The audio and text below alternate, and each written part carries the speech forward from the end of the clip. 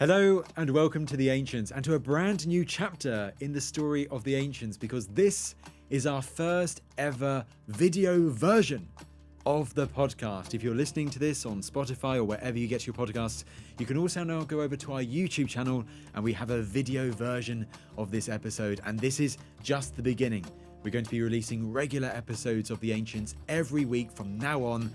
This is the beginning of an exciting new chapter, and we've got a brilliant topic to start it off. We are going back more than 2,500 years to the story of the fall of Babylon, the end of the Babylonian Empire, and the rise of the next great Middle Eastern empire on the block, the Achaemenid Persian Empire under its founder, Cyrus II, Cyrus the Great. It's an amazing story, and to talk through it, I'm delighted to have back my wonderful friend and brilliant repeated guest on the Ancients. We always love having you back, Reverend Professor Lloyd Llewellyn-Jones. Lloyd, wonderful to have you here.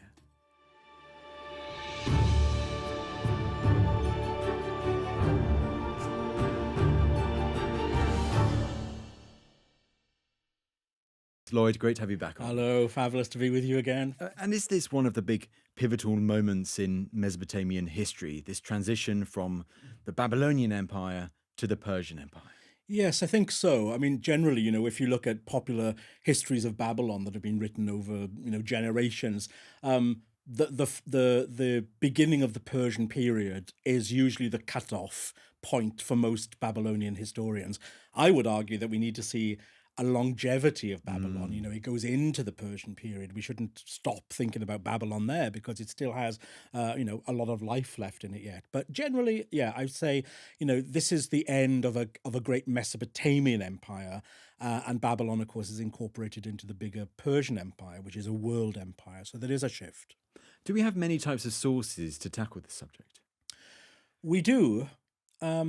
Not all of them particularly reliable, of course.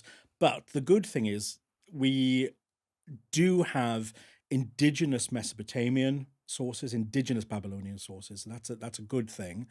Not necessarily fulsome in terms of narrative, but certainly we can create a chronology out of the cuneiform sources.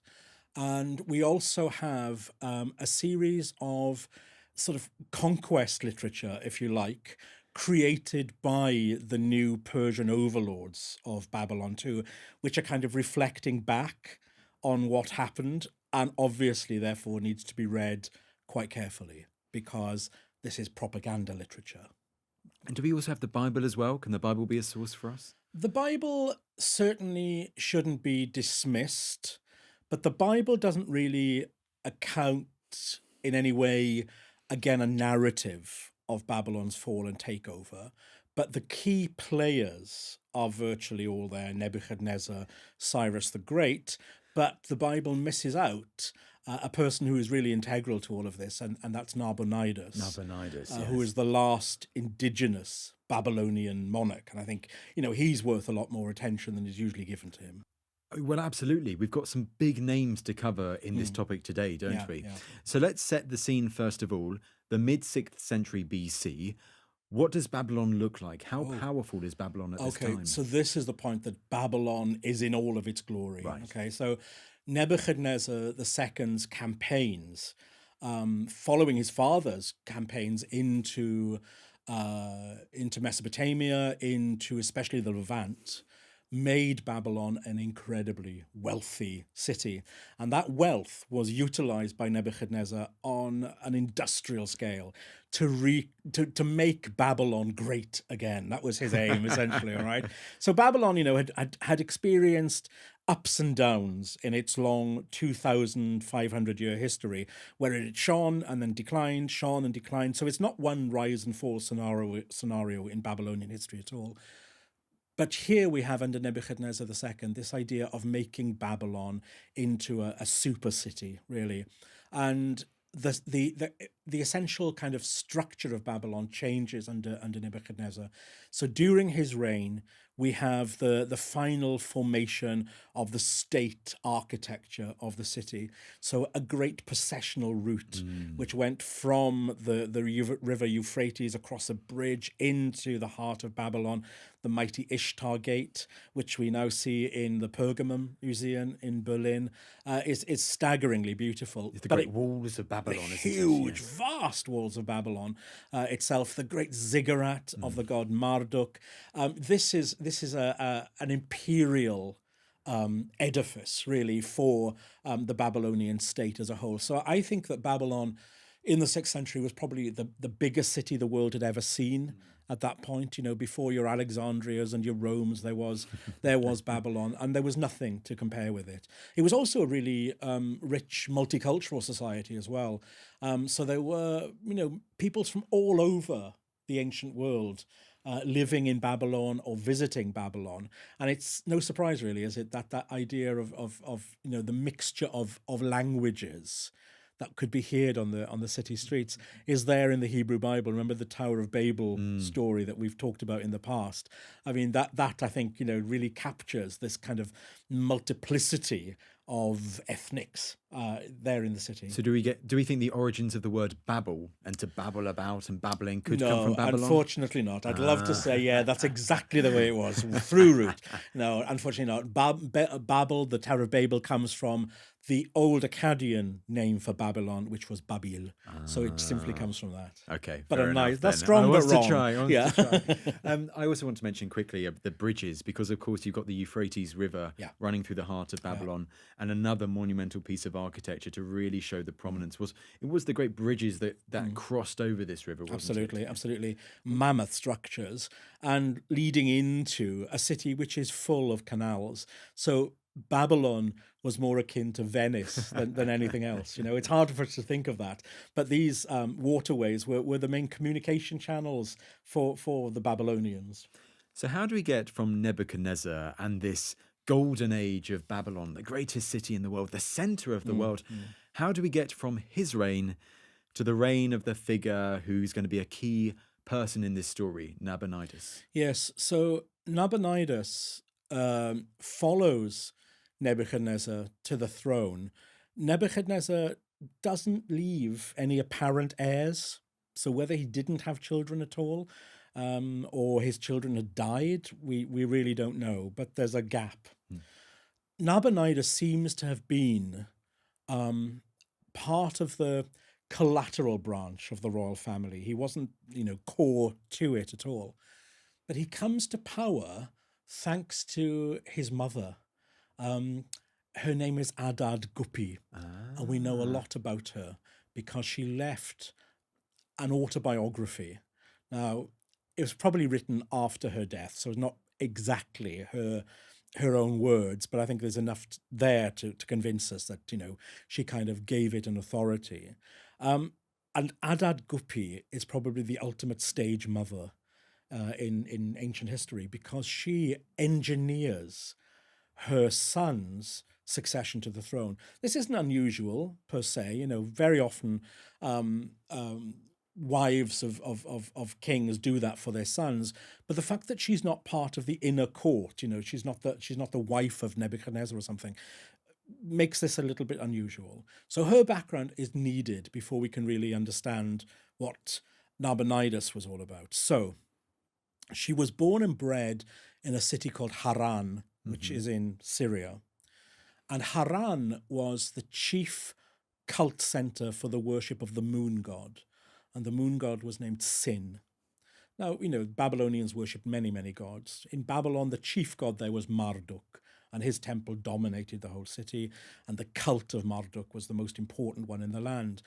But in Haran, we have not exactly a rival center, but an alternative center where it just happened to be Sin who was the chief god. And it would seem that in her youth, this Adad-Gupi was a priestess within the temple, and she became an absolute devotee of this god. It's very easy when we think about people from the ancient world to disassociate them from the idea of faith. when we talk about, the gods being worshipped, we all think it's all rather sort of facile and, on a surface. What we see with Adad-Gupi is a real belief in this god. I mean, she dedicates her life to the worship of this deity whom she regards as being an active presence in her life. Faith is how the only word we can use for it. She's got a deep faith in this god. Now, when she's in her teens, she marries a local nobleman, and he's of some status, but he's not really of any great political importance. She claims later on in her autobiography that she was born in the reign of King Ashurbanipal of Assyria. So that is before the fall of Nineveh in 612. That's right, because we know she died at about the age of 95. Wow. A very long-lived woman for antiquity. That's good going, yes. Most people were dead by 40 in antiquity, okay? So this is a long-lived woman. So you can understand why she puts her faith in a god as well, It gives her this longevity. So it's highly likely she was. And some historians have said, well, actually, she could have come from the family of Ashurbanipal. So was she of royal Assyrian stock? That's a tantalizing thing. Certainly she sort of sees herself as somebody of consequence. There's no doubt in that. She has a son when she's in her late teens, and she calls him Nabonidus, Nabu after the god of wisdom, Nabonidus. And she, like many mothers, wants the best for her boy. And in her autobiography, she tells us in great detail how she pleaded with sin every day to make something of her son, that he would be something special. Make Nabonidus great. Again. There must be something in this boy, she says, And to that end, she says, I dedicated myself to sin, to the god. And she's really interesting. She says, I cast off my luxuries. I wore hair garments. I ate only bread and onions. So she lives a kind of convent life almost, putting all of her passions, all of her devotion to this god, with the hope that as a consequence he would support Nabonidus. It's quite incredible, isn't it? Well, anyway, when Nabonidus is in his mid-teens, his mother takes him to Babylon from the first visit, from Haran to Babylon. And I suppose because of her status, she is welcomed at court by Nebuchadnezzar. And this is Nabonidus' first introduction, essentially, to court society in Babylon. And you get the impression that Adad-Gupi, has her finger in several pies at court as well. So she maneuvers her son into high circles, including circles of governance and also of the military as well. And he becomes essentially a kind of indispensable asset to Nebuchadnezzar II.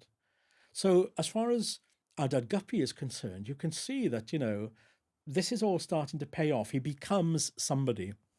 And to the point that when Nebuchadnezzar dies, Nabonidus, almost without opposition,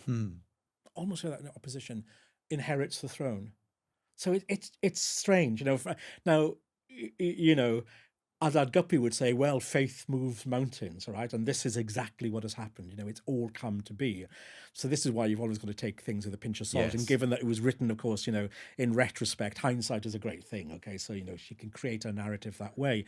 But I do believe she was a woman of great resolve and great piety as well. So, yes, he becomes king. And shortly after his accession to the throne, he begins to rule in the manner of Nebuchadnezzar. He kind of sets an agenda, to continue Nebuchadnezzar's policies. But like his mother, he too is an acolyte of sin. Interesting. So that precedes his actual arrival to Babylon.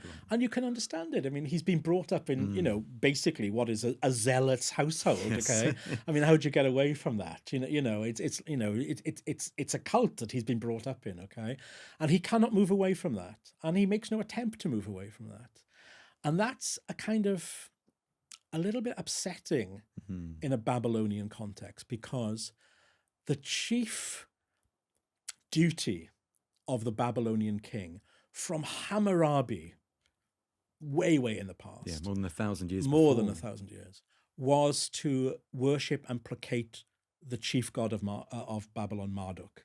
So every year in particular, at the New Year festival, which would take place in sort of March, April, the king of Babylon would process through the Ishtar Gate, down this great avenue, which is lined with Ishtar's lions, to the temple of Marduk.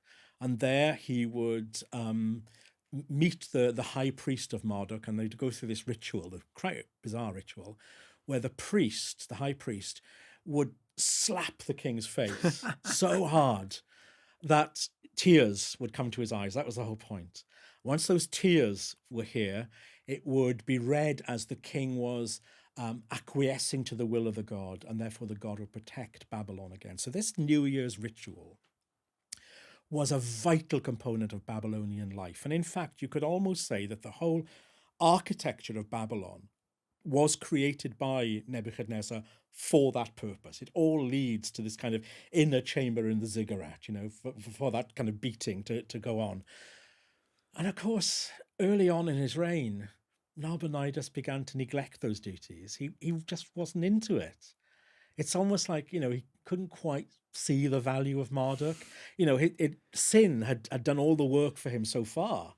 Why would he turn attention away from them? It's really strange in a world of polytheism, when you could go from one god to another. It's very monotheistic thinking, isn't it? It's something is going on there, and that I think we can only blame really his mother for making him feel that way. Well, it comes to a point really where Nabonidus is so kind of obsessed with the idea of the moon god that he decides to leave Babylon. He thinks, I've no role here, really. And the context is, so he's only been ruling for about 3 years or so, 3 or hasn't 4 he, years. in That's the all, 550s absolutely. BC. So he's got a son already, and the son he must be in his early 20s by this point. His name is much better known than his father, actually, Belshazzar. Right. We look at him in the book of Daniel, for instance. The writing on the wall, isn't absolutely, it? Yes. Absolutely. So Belshazzar, he's left behind to be the regent of Babylon. Now, Nabonidus himself takes himself away from Babylon, and he goes down south to Arabia. And he goes to a place called Timur, which is today in sort of Saudi Arabia area. And it was an oasis. It was a beautiful place. And apparently lots of archaeological work has been done in the last decade there. And we've discovered a palace of Nabonidus that he built for himself there. And he built for himself a temple to the god Sin as well. So he kind of goes into voluntary religious exile, really, and kind of gives up the rule of Babylon to his son. And Belshazzar seems to rule very effectively. Interestingly, the name Belshazzar, of course, has that compound Bel in it, which is an alternative name for Marduk. Okay, yeah. So we can really see that this regent king gave a great deal of emphasis on the traditional rights of Marduk. Is it linked to Baal at all? No, not different, right? Well, I suppose you could say yes in a way, in that they both actually mean Lord. Right. So yes, in a way, yeah, you could see that. I'll give you that. Okay, thank you. So now there's an interesting quandary here. Do we really have Nabonidus going into voluntary exile, or was there really a kind of usurpation going on? Are they fed up with him already? Yeah, absolutely. I get a feeling that is what's really going on here, that Nabonidus doesn't put up a fuss, and in a way perhaps is quite happy to abandon Babylon, but Belshazzar is not really there as a caretaker king. He is there as king. So I think really we have the situation of, king in exile and and king on the throne, and they're both being called in those terms. Belshazzar seems to be a very competent ruler indeed, and I suppose it's no surprise therefore that the biblical authors kind of don't remember Nabonidus, but they do remember Belshazzar because he's present. don't forget when the Jews are in Babylon, they're there during their exile. He would have been ruling them at this period. And is it the Bible that calls Belshazzar actually the son of Nebuchadnezzar? Yes, so right. they write out entirely. Interesting. They write out Nabonidus, probably out of innocence. I don't think it's a kind of like an attempt to write out, to sort of demonize him or give him damnatio memoriae or anything. I just don't think they realized that there was a king in between at all. So he's down in Arabia, worshipping his god and living in this beautiful oasis. And then, out of the blue, when things seem to be going really well for Belshazzar, news is brought to Babylon that there is an army advancing on them. Interesting. And this is the last thing they expected. Right. And so before we get more to that army, shall we talk also Nabonidus' mum? Is she now out of the picture? Has she died by this point? She doesn't feature in the sources any longer. Her goal has been completed. We should imagine that when would she have died then? If she's about 94, she would have died sort of relatively early in the reign of Nabonidus. In that case, so maybe she went with him to the oasis in Arabia. Maybe she's there with him. She disappears from the records. Disappears from the records. Yeah, absolutely. And it's her grandson then who's now reigning in Babylon. So what is this army that has appeared on the scene? Well, this is the army of Cyrus the Great, this new king of Persia, who we've talked about him a bit. Yes, I have some admiration for. He goes from taking the disparate tribes of Persia and unifies them into one fighting force. He marches them from the south of Iran to the north, where they absolutely obliterate the Medes. It's the Medes, isn't it? Yeah. So then the Persians take over the Median Empire, which stretched all the way into Anatolia to the Hylas River. And then Cyrus led his army across Anatolia to Sardis, and the great kingdom of Lydia fell to him. So within a decade, the Persians are suddenly ruling half of the ancient Near East. But then rather than doubling back and going home, Cyrus decides he's going to go for the ultimate prize, and that is he's going to see if he can't take Babylon as well. And an idea of like mapping the territory, so it almost feels like Persia is almost a shroud on top of what That's right. Babylon It's like a great controls. archway, I suppose, that sits over Babylon. Yes, and Babylon's control is the Mesopotamian Valley and maybe a bit into Syria. And into Syria and into the Levant, Right. all of that. Okay, so yeah, it sits. It's a good analogy actually, like a dark cloud hovering above Babylon. Now, obviously, news is being brought to Belshazzar of these new conquests that are going on. There's a new boy on the block, and it's a bit frightening as well. Even though the Greeks, for instance, regard in later years Cyrus as this paean of this great paragon of kingship, of kind rule and authority, we can't deny the fact that you build an empire on bloodshed, okay, at sword point. So there would have been a lot of killing and a lot of grief and a lot of hurt in the creation of this empire. So without a doubt, this was a cause of concern for the Babylonians, but they still think, well, we are still the main power here. Who are these upstarts, So Cyrus marches his armies from the coast of Asia Minor, modern-day Turkey, into North Syria, and he begins to march down the Euphrates, so inching towards Babylon. Now, about 50 miles outside of Babylon is the city of Opis, which was an important trading center. It looked to the north of Iraq, so it was kind of a hop, skip, and a jump from Babylon, but a big commercial center in itself.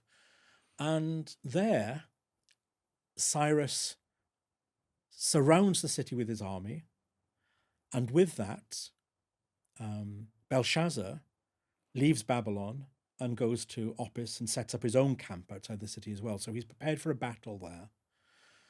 Cyrus's men completely capture the city and they annihilate it. They kill every man that they find. Most women and children, and those who do survive, are sold into slavery. It is a brutal attack on this city. and killed in the conflict itself is Belshazzar. Oh, right. So his army does take part in the Absolutely. in the Absolutely. So they right, try in the to battle. push back against this new force, but they're too weak. They're far too weak. You have to ask the question, why does Cyrus do this? Well, he puts all of his energies into the sack of Opis because he doesn't want to do that to Babylon. Right, He wants to almost a take warning. Babylon, Okay. as a prized possession, untarnished by any of this. He knows that Babylon has got these new grand buildings. He doesn't want to see those sacked and burned to the ground. So he uses Opis as a kind of propaganda piece, saying to the Babylonians, this is what I will do to you if I have to. So I suggest that you open your gates to me, okay? So it's a really pragmatic way of doing this. But, we tend in our historiography of Cyrus to overlook the brutality of that attack. And it really was quite terrifying. So much so that Nabonidus down in Arabia was actually terrorized enough to take up arms and return to Babylon. Oh, so now he comes back So he onto comes the back. scene. He comes back. So, which is something to be praised. He doesn't abandon his duties. He could easily have stayed well out of the conflict at all. So he comes back. What kind of support he has, we don't know. We really don't know. And of course, his son has been slaughtered. We know that. And so Cyrus and his army begin to move closer to Babylon. Now, Cyrus has a plus card on his side as well, and that is local Babylonian military generals and nobles tend to come over to his side. They see that really the future lies with Cyrus. And so some very prominent Babylonian nobles turn and become part of the Persian brigade as well, and therefore, of course, can provide Cyrus with intelligence. Is what he needs, So he marches his army to Babylon, and as they approach the gates, the great gates of Babylon, indeed they open peacefully for Cyrus. It's an amazing scene, really, and apparently, he promises the Babylonians that they will not be put to the sword, no harm will be done to them, to their families, or to their gods.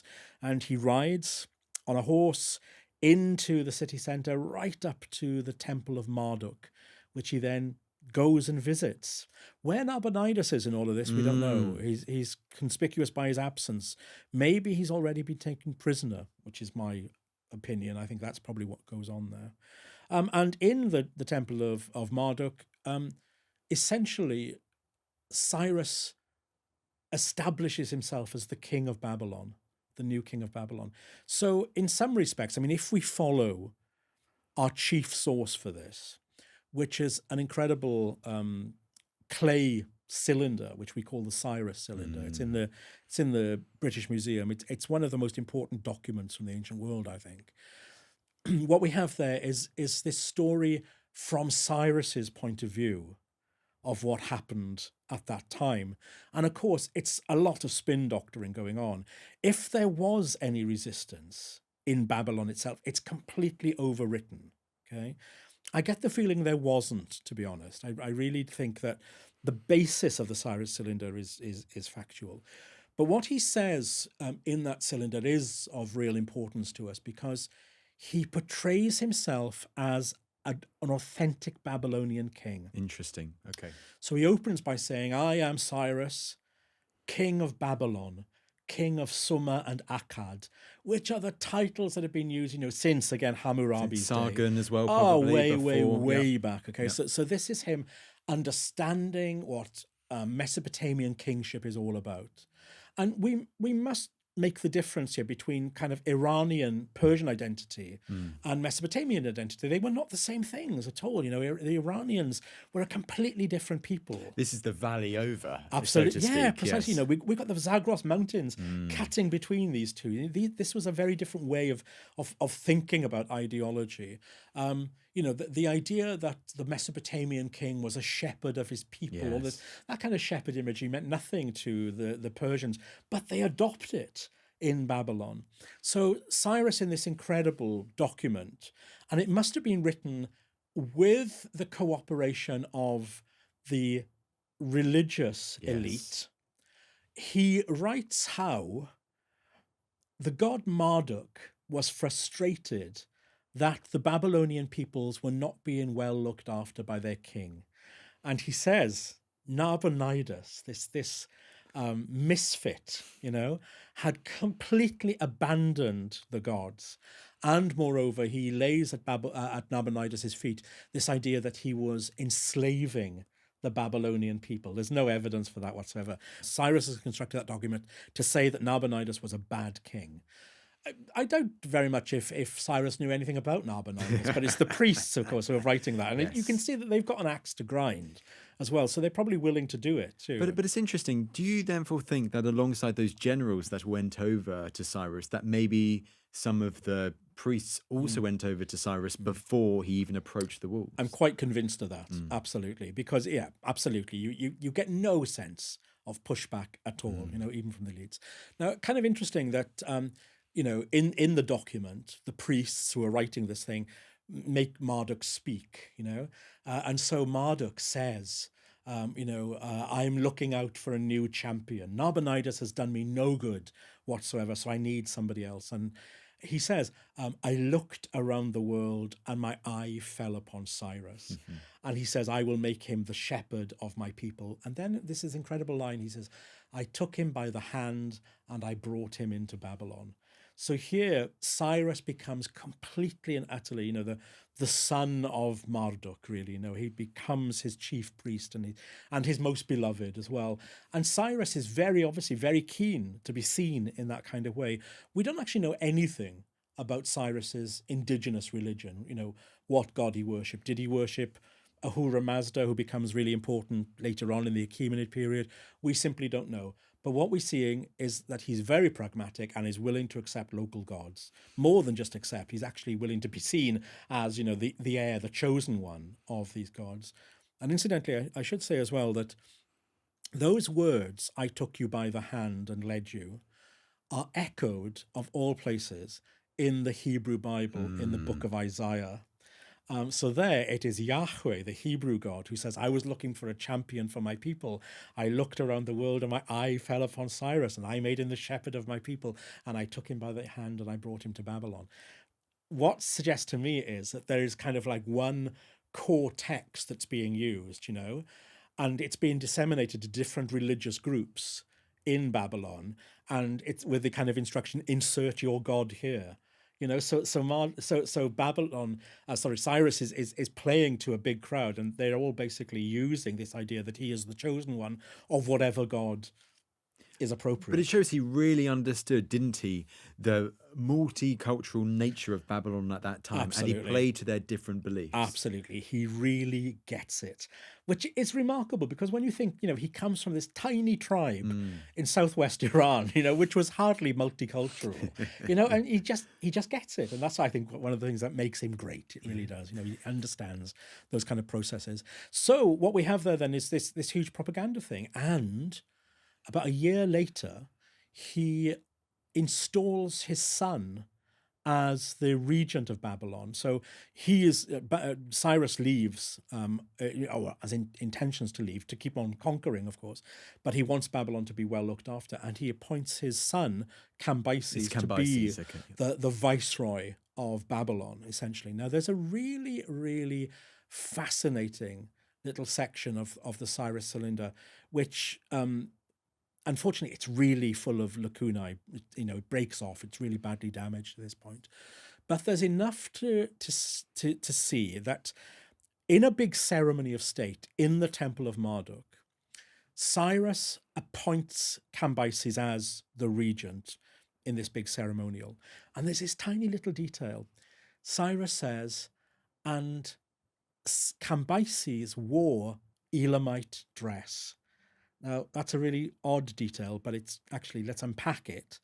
The Elamites were the kind of neighbors of the Persians in Iran.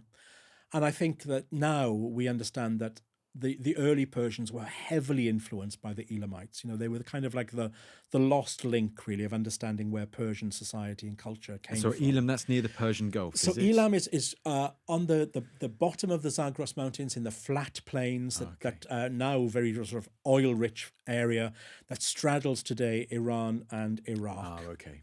Its chief city was Susa, the ancient city of Susa. So this was a very important area for the Persians. The Elamites had been the constant enemies of Babylon throughout its history, and Babylon had been invaded by the Elamites many times. So it's kind of interesting here that Cyrus presents his son in the costume of a people who had conquered Babylon in the past. So this idea that that there's this pure sort of love-in between Cyrus and the Babylonians is kind of altered, ruptured by this appearance of Elamite dress. It's rather like, when the British went into India and at these state ceremonies, everybody was wearing, British court dress, to be on parade, to make their presence felt. And I think that's what's going on there. So it's not exactly as it's presented in most of the Cyrus Cylinder, this kind of harmonious transference of power. There is an element of one-upmanship going on there too. However, what is fascinating is you would think that in a period like this, where there's a change of regime, that things will all fall apart in Babylon, but it doesn't. Babylon's life just keeps on going as normal. And that's because Cyrus made no attempt whatsoever to change the governance of Babylon. He didn't change the administrators. He doesn't change the priesthood, which kind of suggests, he has the idea, if it ain't broken, don't fix it. It just is maintained, which again kind of suggests that the priests and the bureaucrats and the nobles were in on the change, were probably more than happy to see Nabonidus go. So the story of the fall of Babylon in 339, I mean, the bloodletting, the destructive part of it, isn't at Babylon itself, it's at Opis. It's At that Opis, battle where yeah. completely destroyed. Absolutely. And yet, the takeover of Babylon itself, even though at that time Babylon, is more fortified than it's ever been before in its history, with its incredible walls and so on, it seems to be bloodless. Cyrus taking over with the nobles. And absolutely. It's really interesting. From what we can, I mean, there is not one text that we have that talks about Babylonian insurrection at this period. So that is really fascinating, I think. I mean, blood is shed at Opis, lots of blood, and the royal family suffers that way. And I think, Nabonidus disappears from the scene. He must have been executed. There's no chance that he survived. Because it symbolises the end of the Neo-Babylonian Empire dynasty, doesn't it? Yeah. Exactly.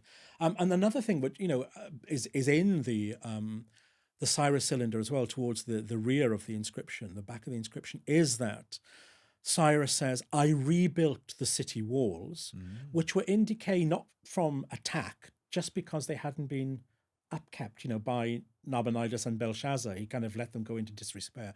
So he builds them up, and he says, and I found an inscription that belonged to an ancient king whose name was Ashurbanipal." And so he links himself then as well to this longevity of Mesopotamian kingship. Assyrian kings. Assyrian kings, yeah, absolutely. Who, of course, had ruled Babylon themselves as well. So he's playing the antiquarian there as well, which is really fascinating. Interesting, I should say as well, for justification. Nabonidus was also very interested in Babylon's past history, and in fact, his daughter was kind of like an amateur archaeologist, and he allowed her to set up her own little museum in Babylon. Wow. Yeah, we get the first ever kind of real sort of suggestion of ancient artifacts being gathered together and put on display, and that's by this Babylonian princess. So it's kind of, cut him his dues. I mean, he was interested in Babylon's kind of history and Babylon's culture, I suppose. I'd like to ask about one more story, and this brings us back to the Bible and the story of Belshazzar, because can you explain to us the writing on the wall story and how it, how it could link to the real story of the demise, the the story of Belshazzar and his demise. Yeah, yeah. So, I mean, this has puzzled scholars, rabbis, and priests for centuries. It's a very strange thing. So part of it is, of course, because there's this hubris that's going on. Belshazzar is holding this enormous feast, this great banquet, and he's using the tableware that had come from the temple of Yahweh in Jerusalem. His Nebuchadnezzar II sacking of Jerusalem had stripped the temple bare. So, they're using drinking cups and gold plate that actually belonged in the cult center, in the treasury of the temple. So that's an abomination to God, of course. And so what happens there in the narrative that we get in Daniel is this hand suddenly appears out of nowhere with a pointed finger, and it writes down basically what is a kind of equation, a sort of monetary equation, really. It says kind of like, in the equivalent for us, it would be a fiver, £10 and 20. All of that will bring about your destruction. Okay? 5 plus 5 plus 10 plus 20 equals your death. Equals your death, basically. That's the sort of equivalent of it. It is the most cryptic kind of thing. But I suppose it's there in the Bible because it does foreshadow Belshazzar's death in battle, which is not mentioned then in the Bible. So it's very, very cryptic. And I think this is because the problem is, of course, with the dating of the book of Daniel. Daniel certainly preserves court stories set in Babylon. And this is a very popular sort of genre. From the 4th century BC to about the 1st century BC, the genre of the Jewish man in a foreign court is very important. So we have the book of Esther, where we have the story of of Mordecai, I beg your pardon, the Jew in the court of the Persian king. We have at the same time the story of Joseph in the book of Genesis, very late part of the Bible, actually. That Joseph in the Technicolor Dreamcoat. It's a Persian period. Yeah. It has more to do with Esther than it has to do with the book of Genesis. That's inserted at this point as well. And there again, of course, we have a Jewish boy in the court of the Pharaoh. So Daniel's story, again, is a Jewish guy in the court of, Nebuchadnezzar ... Belshazzar. The trouble is that probably Daniel had its final kind of editing in the Hellenistic period. And during, the sort of 300 years of the Hellenistic period, what happens in Babylon and Persia, it all tends to get a little bit mixed up, in the mind. And so this is why we get this kind of assimilation of kings sometimes. Is Nebuchadnezzar a good guy or a bad guy? He saves Shadrach, Meshach, and Abednego from the fiery furnace, but at the same time, he makes this mammoth gold statue of himself and gets people to worship him. God punishes him by turning him into a kind of like an animal and then returns him to sanity and to a human appearance. So there are all these kind of like mythic, legendary stories around them. And it's almost as though like the editor hasn't quite made sense of what's going on there. So we get this kind of blurring of periods in the book of Daniel. So that's why, Belshazzar does make this appearance. Somehow he gets linked to the treasury from the temple and this warning that the doom is going to come on Babylon. But then the doom is never really played out in the book. Because, of course, then the latter part of the book of Daniel deals with the rise of the Ptolemaic and Seleucid empires, and these animals that come forward, with many horns and so forth and clash. So, it's a book which is apocalyptic and full of mystery, really. We'll have to do another episode all on the book we should Daniel, do Daniel. because it is quite something. It's quite remarkable. But it's interesting how you have the Belshazzar mentioned, but actually knowing what actually happens to him, you have to look at other sources. You have to go out absolutely, because you get no payoff in the book of Daniel at all, which is really strange, isn't it? Lastly, so the Babylonian Empire falls and Persia is the superpower now. But we should mention, shouldn't we, that Babylon, it doesn't fall from grace. Oh, no. It remains incredibly powerful and prestigious for centuries following. It's extremely important in the Persian Empire. I think actually Babylon is the jewel in the Persian crown. They appreciate its longevity, its cultural center.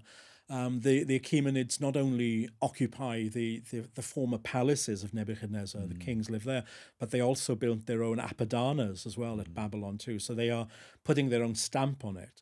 Babylon becomes one of the centers of royal life. The Persian kings traveled around their empire all the time. So in the winter time, they tended to be in Susa and Babylon. In the spring in Persepolis. In the summer they went to the north to Ecbatana for the cool summers. So Babylon was always part of the kind of a visiting place for royal retinues. And we know that Persian queens had their own estates in Babylon as well. Parysatis, the wife of Darius II, had huge estates in Babylonia. In fact, her mother was a Babylonian concubine. So the Persians keep Babylon very, very close to them. They value this place. They really do. And many of the great campaigns, against Alexander, for instance, originate from Babylon, of course. It's closer to the hub of where it's all happening than Persepolis or Susa in that respect. Yes, Babylon retains its power. There are rebellions in Babylon, and Darius has to put down 2 rebellions, Xerxes as well. Babylon always pushes for its independence. It remembers its prestigious past. It certainly like Athens does. will do yes, later. absolutely. Yeah. It certainly does. But every time there is a rebellion, and even sometimes, replacement kings, we hear of a Nebuchadnezzar III and a Nebuchadnezzar IV. They are always crushed by the Persian powers until, of course, Alexander takes Babylon from them. And really, Alexander's dream was to make Babylon the center of his empire as well. And he will ultimately die in the royal palace there absolutely, as well. died there too. Absolutely. Yes. I always think that the real litmus test about Babylon's importance to Alexander is the fact that his mother Olympias realized it as well, because she writes him a letter and says, "Bring me to Babylon," because she realizes that's where all the power is going to reside. Fed up with Antipater Absolutely, and Macedon and all of that absolutely. stuff. Well, Lloyd, that is also another chat for another time. Anything else you'd like to mention about Nabonidus, Cyrus, the fall of Babylon in 539? Well, if you want to hear more about it, then I can recommend Go on. that you look at my new book, which will be coming out in the spring of 2026. It's called Babylon, the Mother of All Cities, and it's a really chunky book which goes from the creation of Babylon right the way to its fall, and to basically its legends in the Hebrew Bible and in Western culture. Tower of Babel, the Whore of Babylon in the Book of Revelations, yes. and so on as well. So much. Yeah, please take a look at that book The when it Hanging comes out. Gardens, The Hanging mystery, Gardens. yes. Yeah, absolutely. Lloyd, only a few more months then to go before that is released, and Absolutely. I think it's going to be a big book when it does finally launch. It just goes for me to say thank you so much, as always, my friend, for coming back on the podcast. You're so very welcome.